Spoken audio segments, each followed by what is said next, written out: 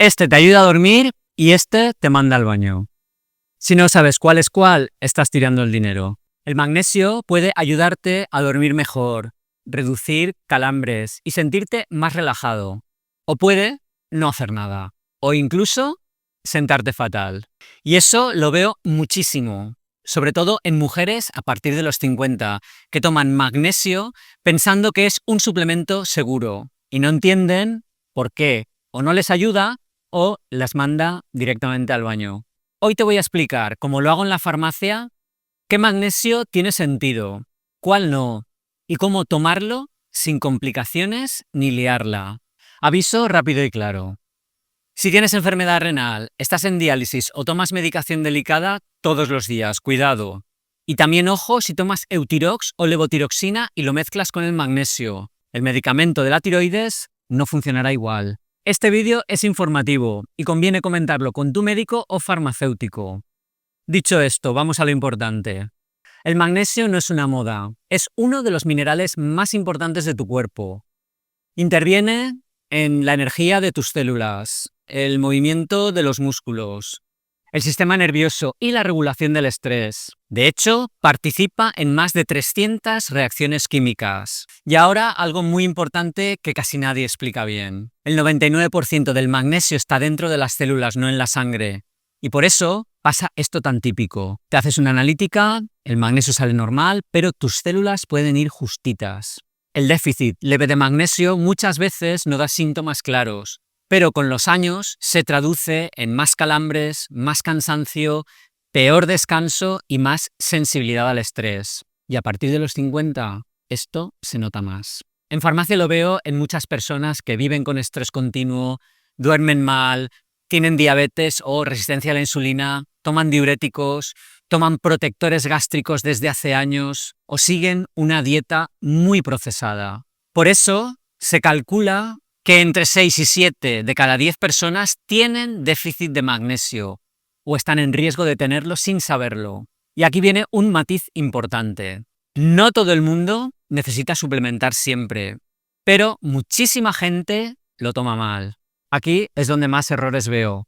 Ves un bote que pone citrato de magnesio, 1500 miligramos, y piensas, perfecto, esto tiene que ir genial. Pero ojo, eso no significa 1500 miligramos de magnesio real. Lo que importa es una línea concreta. Magnesio elemental. Como orientación general, en mujeres deben tomar alrededor de 250 a 300 miligramos por día.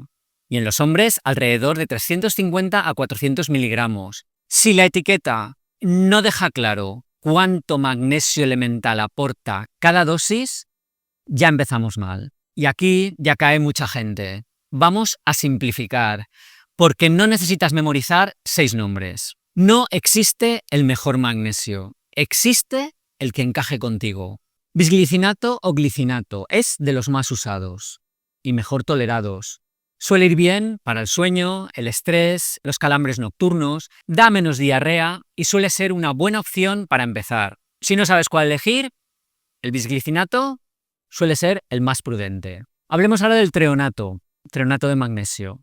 Tiene más efecto a nivel cerebral. Se usa mucho para ansiedad, sueño ligero, sensación de mente acelerada. Funciona, pero es más caro y no es imprescindible para todo el mundo. El citrato de magnesio, aquí cuidado, atrae agua al intestino.